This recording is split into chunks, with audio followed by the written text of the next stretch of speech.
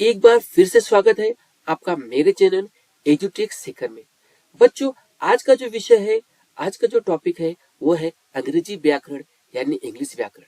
इसके अंतर्गत tense series के अंतर्गत हम लोग आज एक नए टेंस के बारे में जानकारी प्राप्त करने वाले हैं, जिसका नाम है पास्ट कंटिन्यूअस टेंस, यानी जिसको हम क्या कहते हैं, अपूर्ण भूतकाल। क्या कहते हैं? अपूर्ण भूतकाल।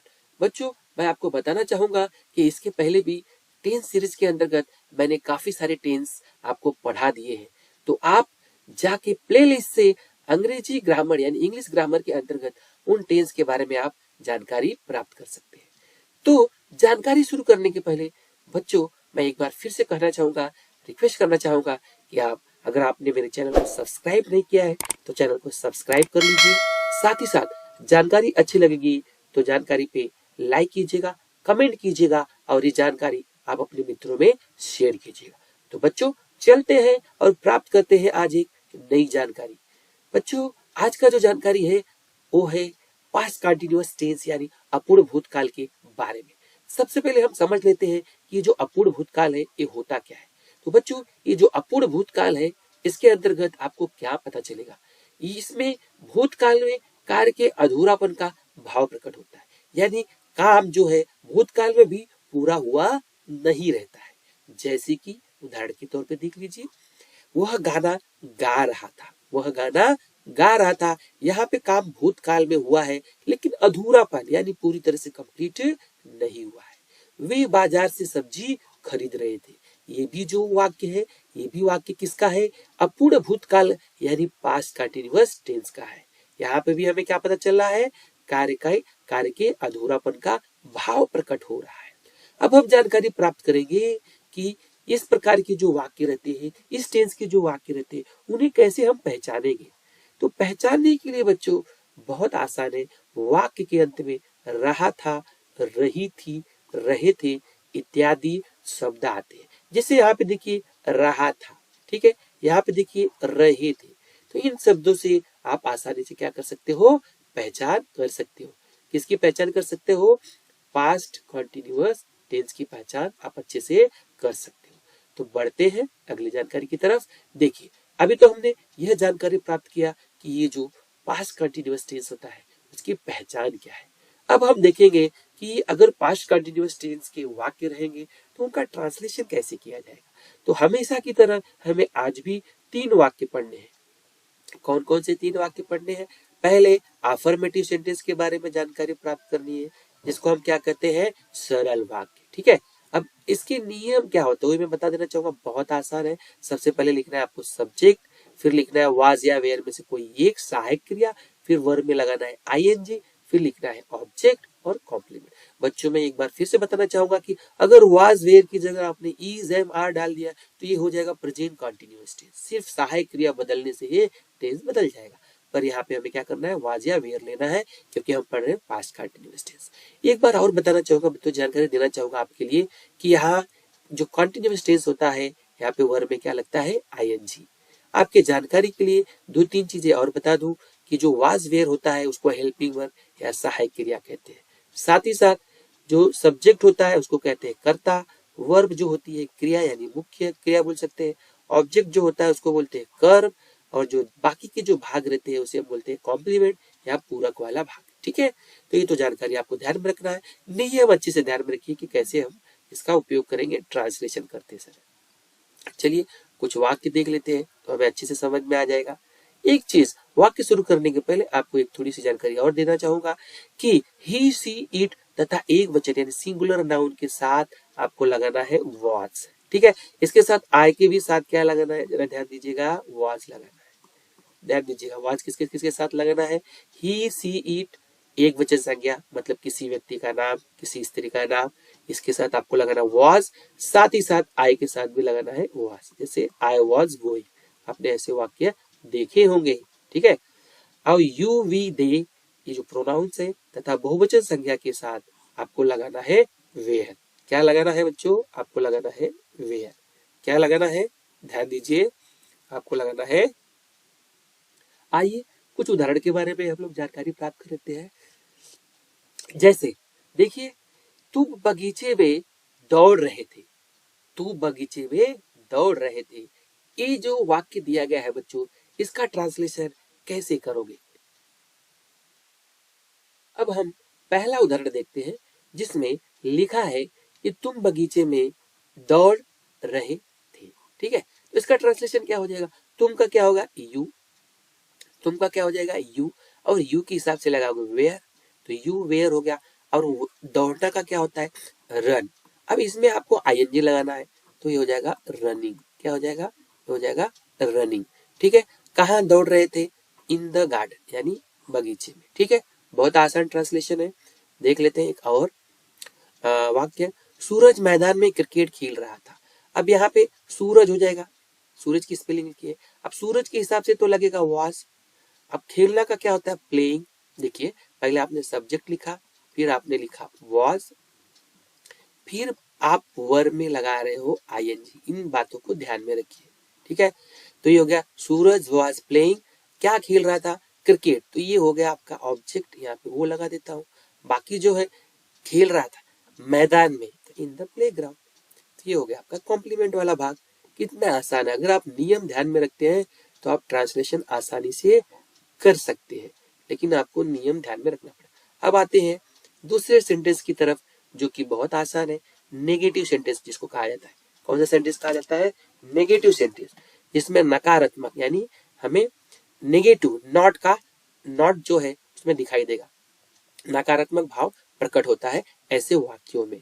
अब देख लीजिए नियम। नियम बहुत आसान है। आप जो सब्जेक्ट लिख रहे थे वो भी लिखना है, बस वाज के साथ नॉट लगा दीजिएगा, या तो वेयर लिखोगे तो उसके साथ नॉट लगा दीजिएगा, यानी वॉज नॉट या वेयर नॉट। इसके बाद वर्ब में आईएनजी, ऑब्जेक्ट, कॉम्प्लीमेंट, ये सारा जैसे का तैसे ही लिखना है आपको, इसमें कोई भी बदलाव नहीं है। तो हम एक दो एग्जाम्पल देख लेते हैं। देख लीजिए एग्जाम्पल, देख लीजिए एक उदाहरण देख लीजिए। जैसे वह चित्र नहीं बना रहा था। अब वह क्या हो जाएगा? वह की अंग्रेजी क्या हो जाएगी? ही। ठीक है, ही के हिसाब से लगेगा वॉज। अब नहीं बना रहा था मतलब ही वॉज नॉट, ठीक है, ड्रॉइंग अ पिक्चर। ठीक है, तो he was not drawing a picture. ये आपका क्या हो जाएगा? ट्रांसलेशन। ये हो जाएगा आपका अनुवाद। इसी प्रकार एक और वाक्य देख लेते हैं। देख लीजिए अच्छे अच्छे वाक्य, सिंपल। सुनील मुंबई नहीं जा रहा था। देखिए रहा था, ध्यान दीजिए। अब इसमें क्या होगा? सुनील के हिसाब से, सुनील की स्पेलिंग आपने अंग्रेजी लिखी सुनील, अब उसके हिसाब से हेल्पिंग वर्ब लगेगी वॉज, लेकिन आपको नॉट लगाना है क्योंकि यहाँ पे नहीं का बोध हुआ है। ठीक है, तो क्या हो जाएगा आपको? देख लीजिए, यहाँ लगाओगे सुनील वॉज नॉट। जाना का क्या होता है? Going, Bombay Mumbai, to the Bombay. कितना आसान है, देख लीजिए। आपको नियम के हिसाब से ही मैंने काम किया। अब जो अगला सेंटेंस का अध्ययन करने वाले हैं वो है इंट्रोगेटिव। पहले मैं आपको इंट्रोगेटिव का मतलब बता देता हूँ कि इसमें प्रश्न पूछने का कार्य होता है। इसमें क्या होता है? प्रश्न पूछने का कार्य होता है। और मैं आपको थोड़ा सा इसके नियम बता देता हूँ कि इसमें कौन कौन से नियम इस्तेमाल में आते हैं। देख लीजिए, सबसे पहले तो आपको क्या है, सहायक क्रियाओं के द्वारा भी प्रश्नवाचक वाक्य बनाए जाते हैं। जैसे वाज वेयर शुरू में लिख दीजिए, फिर सब्जेक्ट लिखिए, वर्ब में आईएनजी लिखिए, ऑब्जेक्ट लिखिए, कॉम्प्लीमेंट लिखिए। एक तो ऐसा भी हो सकता है। दूसरा कैसा हो सकता है? नॉट वाला भी हो सकता है। तो वाज लिखिए, वेयर लगाइए, सब्जेक्ट लगाइए और सब्जेक्ट के बाद नॉट लगाइए, फिर वर्ब में आईएनजी से लेके यहाँ पूरा भाग सेम ही है। ठीक है, इसके पहले भी आपने देखा होगा कि जो हमने अफर्मेटिव और नेगेटिव भी देखा, उसमें ये वाला भाग देखोगे, वर्ब में आईएनजी, ऑब्जेक्ट, कॉम्प्लीमेंट, हमें तो एक ही जैसे दिख रहा है। थोड़ा सा परिवर्तन जो है शुरुआत में हो रहा है। अगर WH टाइप के क्वेश्चन है जो शुरू होते हैं विच से, व्हेन से, व्हाई से, व्हाट से, वेयर से, अगर ऐसे क्वेश्चंस है तो आपको पहले उनको लिख लेना है, फिर आगे के जो नियम है पूरे वही लिखने हैं। अब आगे के नियम देखो क्या है, ये पूरा नियम ऐसे ही लिखना है। यानी यहाँ पे मिला दीजिए वॉज वेयर में से कोई एक, फिर सब्जेक्ट लगा दीजिए, वर्ब में आईएनजी लगा दीजिए, ऑब्जेक्ट लगा दीजिए, कॉम्प्लीमेंट लगा दीजिए। देखिए इसी प्रकार WH टाइप में एक ऐसा भी हो सकता है नॉट वाला, तो WH टाइप पूरा लिखिए और पूरा ये नियम लगा दीजिए। अब इस नियम में क्या फर्क है? बस आपने नॉट जोड़ा है। ठीक है, तो इस प्रकार आप क्या कर सकते हो? प्रश्नवाचक जो क्वेश्चंस होते हैं, जो इंट्रोगेटिव क्वेश्चंस है, वो बना सकते हो। तो देख लेते हैं, उसके कुछ उदाहरण देख लेते हैं, आसानी से समझ में आ जाएगा। जैसे यहाँ पे देख लीजिए, मैं आपको 2-3 उदाहरण बता रहा हूँ अच्छे से समझने के लिए। राकेश कहाँ सो रहा था? कहाँ, कहाँ के लिए क्या हो जाएगा? Where, where. अब वेयर तो ये हो गया। अब राकेश के हिसाब से क्या लगाओगे, वॉज, क्योंकि वेयर के बाद WH के बाद हमें लगाना पड़ता है सहायक क्रिया। तो क्या हो जाएगा, वेयर वॉज राकेश स्लीपिंग। नियम का फॉलो कीजिए, ठीक है। इसी प्रकार क्या मैं गाना गा रहा था, तो क्या शुरू में हो गया, और मैं के हिसाब से देखिए, मैं के हिसाब से आपको क्या लगाना है, तो पहले आई का हो जाएगा मैं, अब इसके हिसाब से लगाना वॉज आई, फिर सिंगिंग अ सॉन्ग, गाना गा रहा था, ठीक है। नियम के हिसाब से जा रहा हूं, यहाँ पे हमें नियम का ही फॉलो करना है। अगला एक वाक्य और देख लीजिए, आपको और क्लियर होगा। तुम कल काम क्यों नहीं कर रहे थे, तुम कल काम क्यों, अब क्यों का मतलब क्या हो गया, ठीक है, वाई, अब वाई लगा दीजिए, ये WH टाइप का हो जाएगा। अब वाई के बाद तुम का क्या होता है, यू, लेकिन यू के बीच में भी आपको लगाना है वेयर, वाई वेयर यू, ठीक है। तो आपको ये तीन चीज समझ में आ गया। अब नहीं आया है, तो नहीं आया है तो मालूम है सब्जेक्ट के बाद ही नॉट लगता है, तो why were you not working study, ठीक है। ये हो गया ट्रांसलेशन। सारे ट्रांसलेशन नियम के आधार पर किए गए। कौन से नियम थे वो मैंने आपको अच्छे से समझाया। अगर आपको ये नियम अच्छे से समझ में आ गए होंगे तो आप अच्छे से ट्रांसलेशन आसानी से कर सकते हैं। ये तीनों नियम को ध्यान में रखना है आपको, ये तीनों नियम आपको अच्छे से, ये जो सीक्वेंस है ये सीक्वेंस आपको भूलनी नहीं है, इसी सीक्वेंस का आंसर करके ट्रांसलेशन किया जाता है, ठीक है। तो बढ़ते हैं हम लोग आगे की तरफ। देखिए अब यहाँ पे शुरू होती है एक्सरसाइज, क्योंकि मैंने आपको पूरे टेंस के बारे में जानकारी दे दी। तो एक्सरसाइज में हमें क्या करना है, translate the following into English, लेकिन ये होता है होमवर्क टाइप का, यानी आपको इस पे प्रैक्टिस करना है और कमेंट में इसका जवाब देना है।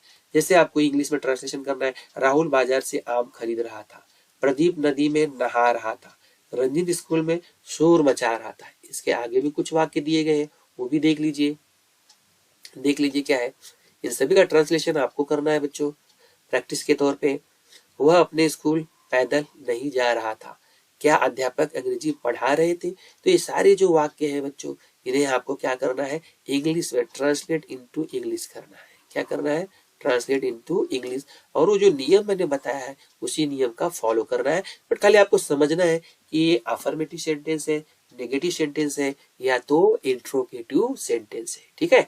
तो आगे भी एक छोटी सी एक्सरसाइज और दी गई है, जरा उसको भी देख लेते हैं। इसमें क्या पूछा गया है, दूसरी एक्सरसाइज देख लीजिए। इसमें लिखा गया है translate the following into Hindi. यहाँ पे हिंदी में ट्रांसलेशन करना है, जो कि आता है कभी कभी पेपर में।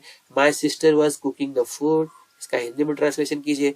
सब students were making a noise in the class, Suresh was not learning his lesson, the lion was not running behind the deer, ठीक है। तो ये सारे जो वाक्य है बच्चों, इनका आप क्या करोगे, इनका आप हिंदी में ट्रांसलेशन करोगे।